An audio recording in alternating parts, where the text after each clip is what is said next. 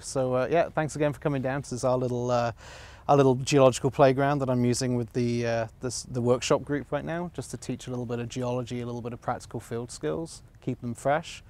So we're using this beach as an area to do surveying work, looking at the sediments, being able to identify different rock types, and also some of the fossils here. So and it's not a bad backdrop either.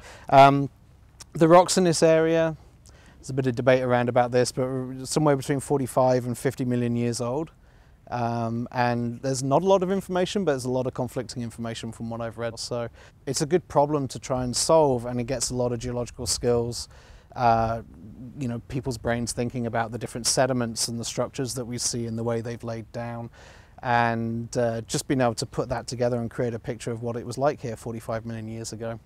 The group today, we've got a little bit of a mix. There's some guys from the workshop group. We've got people from Vancouver Aquarium and BCIT. I'm bringing a group from BCIT down here a little bit later on in the month. We've got a representative from UBC who's studied this area as well, and some of the information we've been collecting here is going to be used with UBC hopefully and contributed towards their advanced sedimentology program. And we've got members from the Women in Mining group as well. So again, it's a nice crossover and a little bit of everything, people coming together and having a look at the site.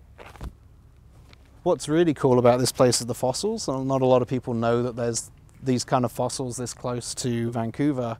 It's just absolutely full of really big leaf specimens, just beautiful, well-preserved specimens, piled on top of each other, pretty much like the leaf litter you'd see here on a full day, just preserved. A lot of the species are recognizable today as well, a lot of oak, a lot of chestnut. You find a lot of seeds and a lot of like actual chestnuts as well, hazelnuts, willow catkins, all those kind of things that we find. So it's a really good, it's going to be great to reconstruct this environmentally, because we should be able to get a really clear picture from the type of plants that we find here. The main reason we set up the workshops was because of a demand that we saw amongst a lot of young geologists, a lot of graduates that were finding trouble getting into the workplace. Initially it was going to start off with one-on-one sessions, just me trying to help some guys out, a little bit of knowledge passing on, teaching them some basic geology tricks.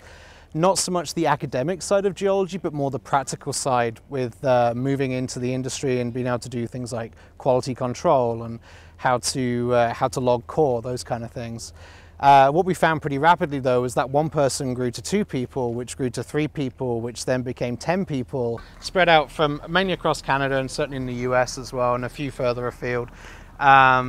We're looking at developing more into the online realm for these guys, but also reaching out to companies for sponsorship. And right now we're getting a lot of interest from people. The reason these companies are getting interested now is because they see the value in what we're offering here as a continuing education program that we're running. So having the ability to train these guys between graduation and the field, so teaching them a lot of things that are going to be useful to these companies in the future, but also keeping them engaged to provide a workforce for the future. And not just any old workforce, but actually people that are educated and interested and engaged in what they're doing. And we just think that that's going to be better for the industry as a whole and the public as well.